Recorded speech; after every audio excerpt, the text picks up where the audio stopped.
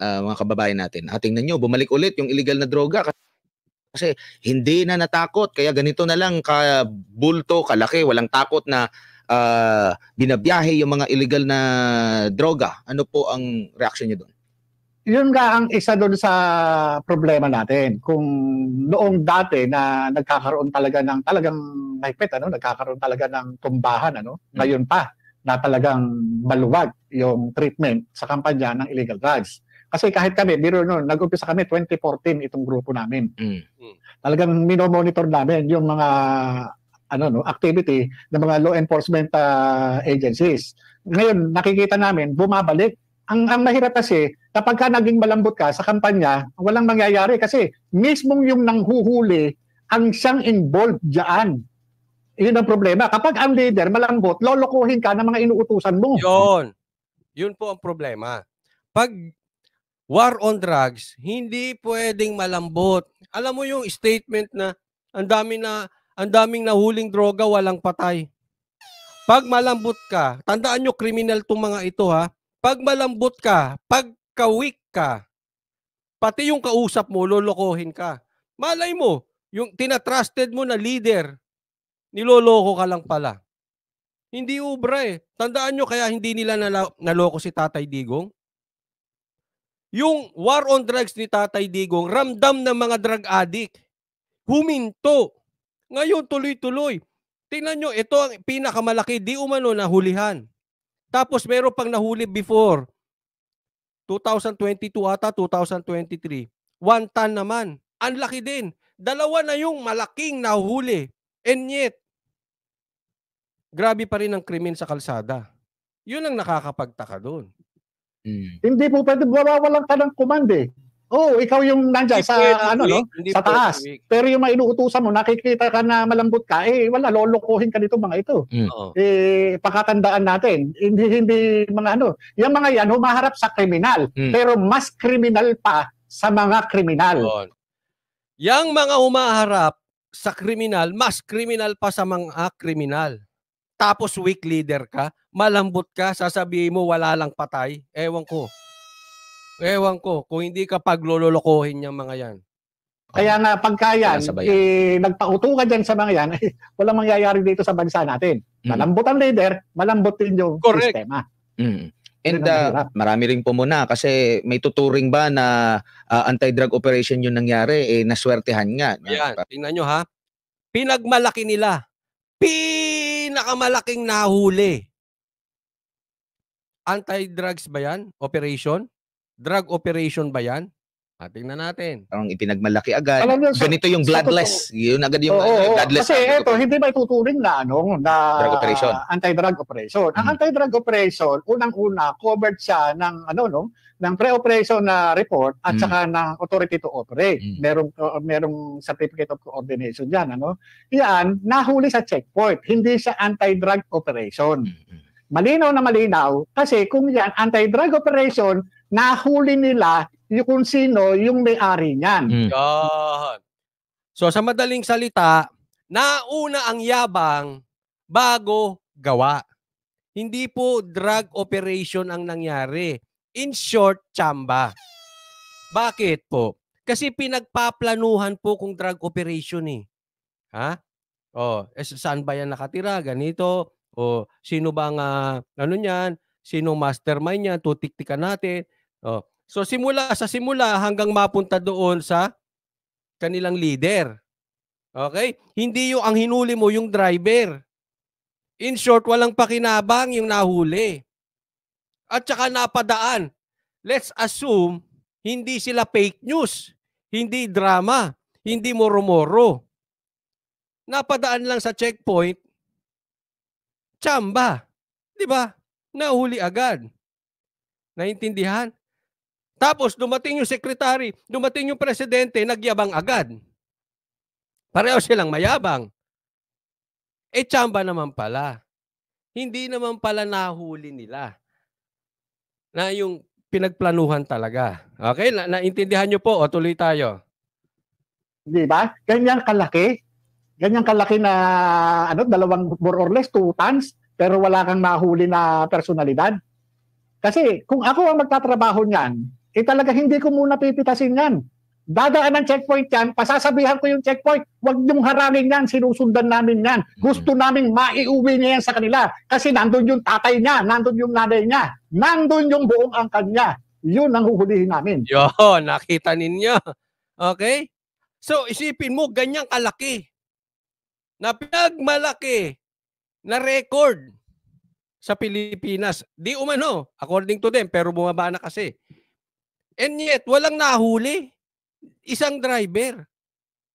May pagkakamali sila dyan. Now, hindi natin alam kung nagkamali yung director, kasi drama nga lang, kasi moro-moro nga lang, or talagang may pagkakamali sila dyan. Tama yung sinabi, hayaan yung lumagpas yan. Para yung tatay niyan, mahuli natin yung nyanay, kung saan iuuwi yung droga. Eh yung driver lang, o kita mo, wala. Eh hindi na nga pinapansin yung driver. Asa na yung driver? Wala nang balita. Ibig sabihin, mas malaki pang isda ang makukuha nyo. Marami pa kayo makukuha kung saan niya ibabagsak yung droga. Ano sasabihin ng driver? Pinagdala lang siya niyan. Di ba? Eh sino nagkamali doon? Ang tanong, drama? Nagyabang agad? O maliit lang talaga? Kahit sa mong tingnan, palpak. Palpak sila dyan. Kaya nga dapat imbestigahan ng Senado yan. Naunawahan po? Oh. Bulilyaso yan on their part. Kahit sa, lalo na kung drama yan. Kasi illegal yun. Criminal po yun. Dapat imbestigahan nga ng Senado yan. Titingnan natin ngayon si Senator Bato. Pero kahit sa mo anggulo tingnan, bulilyaso eh. Yun ang bottom line yan. Bulilyaso tong nangyari. Oh. Di ba? Kasi kung yan, anti-drugs operation, hindi mas ba't nahuli sa checkpoint? Naalala ko pa nga Sir Jojo, pag may operation yung PDEA, halimbawa nagpadala ng kontrabando, di ba? Oh. Hindi haharangin doon sa kung saan galing. Dapat babagsak muna dito at kung sino yung hindi lang yung... nangyari na yan eh. May nagpadala ng kush. Oh. Hindi nila hinayaan nila kung saan madideliver. O anak ng sekretary nahuli, di ba? May nakapangalan kung sino kung saan. Dapat meron talagang mag-claim. Pero hanggang sa walang mag-claim. Kung hanggang walang mag-claim. Pero kumbaga marami na rin. Ang galing ni Admar, Idol Admar. Dapat may mag-claim. Ano sasabihin ng driver? Inutusan lang siya. Kaya nga yan ang tanong ko kay Sas eh. Bakit siya nagdi-deliver ng ganyang kalaki? Ano ba siya? Rent a car ba siya? Delivery van ba siya? Ano ba siya? 'Di ba? Tapos hindi naman pala siya rent a car, hindi naman dahil sa delivery van bigla siyang nag-deliver ng ganun. Hindi niya alam for 6,000 pesos. O halimbawa ako, wala naman ako negosyong bigla mong aarkilahan yung sasakyan ko. Tapos magdi-deliver ako ganyang kadami. May magdududa ako ron. At saka bakit ang daming aarkilahan ako inarkilahan mo? Eh hindi naman ako nagdi-deliver talaga. Hindi rin ako nagpaparenta. Oh. Bulilyaso talaga. Dapat may nag-claim. Saan sila nagkamali? Pumasok ba agad si Abalos? Pumasok ba agad si Marcos? Kaya hindi na nasundan. At pinayagan yan. Dapat may nag-claim. Maraming salamat, Shelly Nishi. Thank you sa kusang loob from Japan. Yan ang problema pagka nagbida-bida agad. Ayan, sabi naman dito, scripted yan, idol, mag-ingat kayo, God bless. O, yun ang, isa yun sa problema. Pero scripted o hindi scripted, bulilyaso. Naintindihan? Dapat imbestigahan. Nakasama na rin ako sa operation ng PDEA. Naalala ko doon sa Pampanga. Nagtanong ako doon sa mga agent, paano nyo ba trinace na merong mini laboratory dyan? Ang laboratory naman doon na Sir Jojo ay yung ginagamit na tubig. Parang hiwa-hiwalay na siya. Hindi talaga yung nandoon yung lutuan. Parang isang... sa Santa Rita? Parang nakalimutan ko. Basta yung sa Babuyan. 2016 yata yun. Basta panahon yun ni PRRD. Na nasa underground yung parang lutuan. Parang iba-iba pa lang yan. Hindi siya pwedeng isahan lang kasi kung isang operate lang, timbog agad. So parang iba yung para sa tubig, para sa paggawa ng iba-iba. So kaya may punto siya dyan ha. Iba-iba yung lutuan. Nagtataka lang ako, hindi ko rin alam Pero ganyang kalaki, isang van lang nag-deliver. Dapat din hiniwa-hiwalay siguro, no?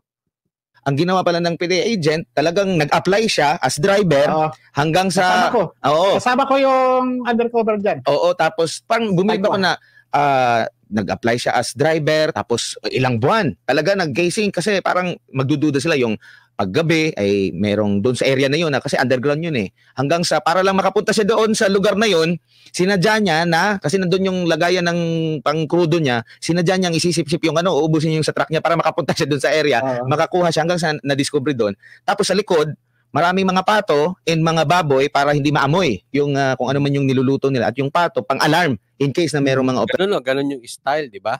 So kita nyo kung gaano kabusisi yung pag-iimbestiga.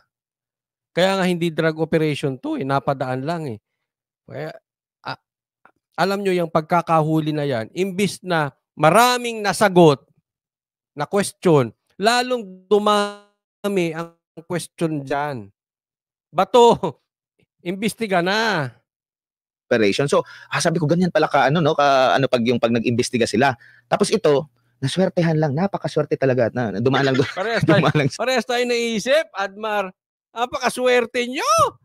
Ay nako. Alam nyo kung gaano pinaghihirapan yan, binubusisi para makahuli ng ganyang kalaki. Nahuli. Ang dami nilang pinagdaanan. Buhay nila, itinaya nila. Siyempre, pag nagpanggap ka, pag nahuli kang nagpapanggap, dali ka dyan. Oras, araw, buwan ng sinugal nila dyan. Ito, lumanding sa inyo yung droga, ganun kadami. Kaya nga, alam mo, kung record-breaking sa dami ng droga yan, record-breaking din nakakatawa yan, mga animal. Basta lumapag doon, isipin mo, palay ang lumapit sa manok. Sana all. Palay na lumalapit sa manok. Ay, nako, grabe. Woo! Ang laki ng tawa ni Admar tuloy, oh. So kumbaga hindi pa maituturing na drug operation pala ito, Sir Jojo. Hindi pa. Kasi checkpoint yan eh. Ang anti-drugs operation, kumbaga sa talagang meron tayong tinatawag na presumption of regularity, no? Ito yung nag-uumpisa tayo doon sa mga documentary process in accordance. Palagay ko dapat ma-interview din namin to. Sabi ko nga may dapat i-interviewin pa kami kaya lang kinapos ng oras, no. So maiksi kasi yung aming segment doon dahil kay Banat Bay. Hindi. Sinisisi. But anyway, baka sa susunod na araw ma-invite natin. Doon sa PDEA Manual of Operation. Sabi nga, pagka magkakanda ka ng anti-drugs operation, meron kang pre-operation report, meron kang authority to operate, dadalhin mo yan sa National Operation Center o doon sa Regional Tactical Operation Center para bibigyan ka na yan doon sa, ngayon tinatawag nila formis, Yun, bibigyan ka ng certificate of coordination. Yun yung yung mag-legitimize doon sa iyong ikakandak na anti-drug. So pag wala ka doon, illegitimate. Pero Sir Jojo, ano po yung magiging magandang batayan sa kasalukuyang sitwasyon patukol sa problema natin sa illegal na droga? Kasi marami tayong mga commenter dito sa kanilang mga lugar, mga netizen, pati rin yung mga nakakausap ko minsan, sinasabi nila, bumalik sa amin dati nung panahon ni PRRD, talagang walang mga tambay, walang ganito. Ngayon talagang kahit tirik yung araw yan yung sinasabi ko. Okay? Itong binabanggit ni Admar. Nung panahon ni Tatay Digong, ramdam mo sa kalsada, ramdam mo sa ground yung war on drugs. Naunawaan po. Ngayon, ang lalaki na ng nahuhuli. Nagpepiesta pa ang mga adik. Hindi nyo ramdam, di ba? Sa inyong mga barangay, takot na kayo lumabas, hindi gaya nung panahon ni Tatay Digong. Yun po yung punto niyan dyan. Yun po yung lagi nating ine-explain. Halimbawa, ang isang tatay, nagpo-provide ng maayos sa pamilya. Ramdam ng pamilya. Naintindihan? Hindi sasabihin ng tatay, eto ang ginagawa ko sa pamilya ko, eto ang aking sinasahod, eto ginagawa ko. Pero yung pamilya gutom. Sino maniniwala dun sa tatay? Bakit? Hindi ramdam ng pamilya eh. Naintindihan? Ang daming hulihan ng droga, hindi ramdam sa ibaba. Hindi ramdam sa ground. Kung ang tatay nagpo-provide ng maayos, busog yung pamilya. Same thing sa droga. Kung talaga may war on drugs, ramdam sa ground. Walang droga. Eh dito hindi. Iba yung announcement. Iba yung nangyayari. Hindi kumukonek eh. May problema tayo doon. Aabutan ng mga kontrabando. Isa rin ba sa pamalatandaan maliban dyan ay pag nagmura ang ilig... Dito, huwag niyong istorbohin si Bato. Busy siya pagmumotor at panonood ng concert. Baka busy. Ayoko siyang, sabi nga ni Banat Bay, huwag munang husgahan. So, pag inimbestigahan niya to, saludo ko sa'yo, Senator Bato. Pero pagka hindi, araw-arawin ko yung ganitong topic. Diba? Ibig sabihin, possibly, namamangka siya sa dalawang ilog. Diba? Kasi pag bumanat siya dyan, mawawala yung pula votes. Kasi re-electionist siya. Pero ayaw naman niya talagang bumira, ay ayaw niya naman talagang umalis kasi mawawala yung Duterte votes. Eh ako pag nasa gitna ka, huwag na suportahan pagka ganyan. Tingnan muna natin anong gagawin ni Senator Bato. Legal na droga, ibig sabihin, balik ulit sila sa dati, Sir George. Ano bang maging batay? Baka, pagka ang drugs, nagmura, ibig sabihin, over yung supply. Buti pa droga? Nagmumura, ba't yung bugas hindi? Yung bugas, ganun pa rin. BP Sara, yung bugas, ganun pa rin, bugas. Wala pang 20 yung bugas. Droga, nagmumura na. Yung supply. Ang kailangan kasi natin dito is political will. Maraming pakiusap. Kung ikaw yung nag-enforce ng batas, maraming makikiusap sa iyo dyan.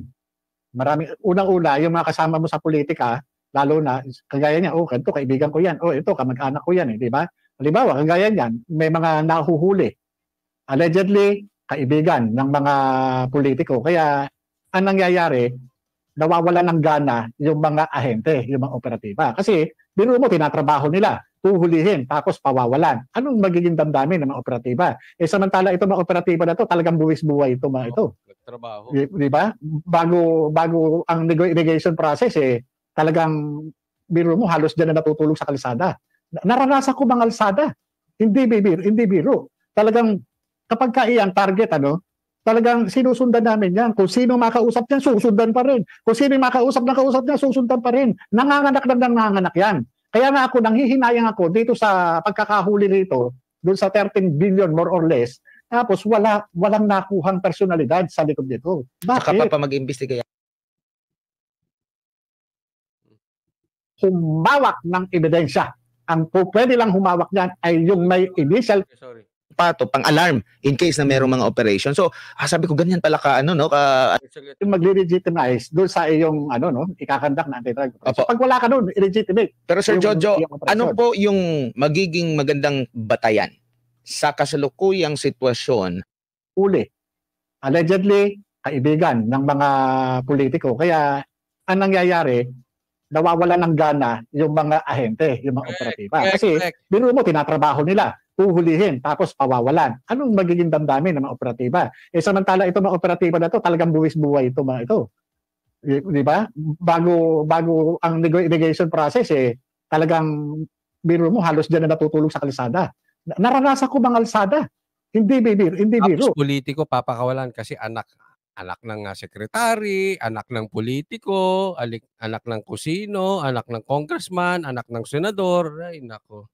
Talagang, kapag kaiyan target, talagang sinusundan namin yan. Kung sino makausap niya, susundan pa rin. Kung sino makausap niya, susundan pa rin. Nanganganak yan. Kaya nga ako, nanghihinayang ako dito sa pagkakahuli rito, doon sa 13 billion more or less, tapos walang nakuhang personalidad sa likod nito. Bakit? Driver yung nahuli. Ay, nakakatawa kayo. Samahan nyo ako. Sarap tumawa. Mag-imbestiga yata Oo, kasi hindi biro ito. Ibig sabihin malaki ito. Napabayaan ng gobyerno. Sayang yung pondo. Bakit pa tayo nagdadagdag ng pondo kung hindi mo naman pala kaya gampanan yung inyong mandato? Biruin mo. sampal ito doon sa mga nakaupo, lalo na doon sa lead agency, which is PIDEA. Diba? Hindi naman sa wala akong masakit sa akin yan kasi galing ako dyan. Pero sana naman ginagawa yung trabaho. Kung maganda ang relationship ng PIDEA leadership sa kanilang mga tauhan, magbibigay ng magandang output yan. Kung pangit ang input, pangit din ang output. Yan yung May problema sila sa isa't isa. Abe Ana, maraming salamat po from Japan. Thank you sa kusang loob at sa pag-sponsor ng live na to. Abe Ana, thank you. Sabi ko nga kung ang liderato ng PIDEA, siya doon sa mga tao niya, talagang suportado niya, bibigyan ng magagandang trabaho. Anong nangyayari siguro Pag kita bibigyan ng trabaho, hindi ka naman sa amin, di ba? Kaya siguro Sir Jojo, hindi mo maiwasan na magkomento ang taong bayan na parang scripted, parang hindi totoo kasi maraming maraming mga inconsistencies, maraming mga tanong sila na hindi agad nasasagot siguro dahil sa kakapanood nila, parang alam na nila siguro kung ano yung legit na operation, ihahambing nila, naging mapanuri na rin siguro yung ating mga kababayan kaya nakaka-come up sila ng mga ganitong mga pahayag po, Sir Jojo. Alam mo, hindi natin maalis yan sa taong bayan kung ganun man yung magiging magiging perception nila doon sa outcome niyang pagkakatuklas diyan sa na yan. Pero ganun talaga sa akin, ang talagang nakikita ko na may pagkukulang talaga dyan is yung ahensya ng gobyerno na may mandato para dyan sa problema na yan ng illegal drugs. Kasi sa akin, nakikita ko naman kung yan ituturing na set up o kung paano man sana ginandahan na nila. Diba? Kung sa akin lang sa akin, ito ay personal na opinion ko lang kung yan, yung gagawin lang nila na parang wala. Ang nakikita ko dyan, ginamit nila yung issue, yung pagkakahuli dyan para palabasin na nagtatrabaho sila. Which is mali. Kasi hindi nila po pwedeng tawaging anti-drug operation yan dahil yan nahuli lang sa checkpoint. May punto po si Sir Jojo Yung nangyari po ng ganyan, nagyabang sila, di ba? Nagyabang si Abalos, nagyabang ang presidente, record breaking, walang namatay, gusto nilang palabasin. Obviously, nagtatrabaho sila ng malinis, kaya nagyabang. Okay? Yun ang tumbok nun. Yun ang actions nila na, in my opinion, may punto po si Sir Jojo, isa yon. Kung ito man ay legit, pero hindi po kayo nagtrabaho. Kung totoo man, tsamba yan, hindi nyo tinrabaho yan. Nakatsamba kayo, lumapag sa checkpoint. Mali pa nga, lumapag na sa inyo, hindi nyo pa natrabaho ng maayos. Diba? So, hindi kayo talaga nagtatrabaho. At best, siguro, at best, tsambero kayo. Nakatsamba kayo Kung ako ang team leader o ahenteng in charge na nagtatrabaho dyan, hindi ko paharang sa checkpoint yan. Ipahahatid ko yan dun sa destination para makuha ko kung sino yung dadatnan yan, yung tatanggap niyan. Opo. Diba? Siguro yun Opo. Siguro Sir Jojo, panghuling mensahe niyo na lang sa ating mga kababayan, lalo na sa paglaban natin sa illegal na droga. Iba-iba yung approach ng kasalukuyang administrasyon sa nakalipas na administrasyon. Kung may maipapayo kayo sa government, nasa inyo po yung pagkakataon po, Sir Jojo. Sa taong bayan, inihiling ko po sa inyo, magmatsyag tayo at bakialam. Alamin natin kung ano yung mga karapatan natin para alam natin kung paano natin babantayan yung mga nagtatrabaho para sa taong bayan. At nananawagan ako sa liderato ng ng Philippine Drug Enforcement Agency na pagbutihin ninyo ang trabaho. Ang laki-laki na ng pondo ninyo. Kagaya nito, hindi pa kayo nahihiya. Sampal sa inyo ito sa pagiging incompetent ninyo. Sana mahiya kayo, biro inyo napalusutan kayo kung di pa nahuli sa checkpoint. Wala, makakarating ito doon sa mga taong bayan na adik. Yan naman yung isang punto niya. Kung ito ay legit, okay? Kasi dalawa yan dalawang anggulo yan. Drama, moro-moro, peke, or legit. Kung legit yan, nalusutan kayo. Ibig sabihin, hindi nyo namamanmanan yan. Nakapasok yan galing sa ibang bansa na walang nakamanman. Nagkataon lang na checkpoint. Kung hindi naka-checkpoint yan, makakapunta yan, maidi-deliver yan kung kanino man. At yung ganyang kalaking droga, sabog ang buong syudad. Ang daming patayan, ang daming krimen na mangyayari. Naiintindihan? Kaya ako, instead na ako presidente, I will not be proud of this. Hindi ako dapat maging proud. Kasi kahit sa anong anggulo, nagkulang kayo dyan. Nagkataong nakatsamba, paano kung hindi? Hindi naman araw-araw Pasko. Dapat, ang inaasahan natin ay yung trabaho natin. Hindi yung tsamba. Kumbaga sa basketball, hindi ka aasa makashoot dahil nakatsamba ka.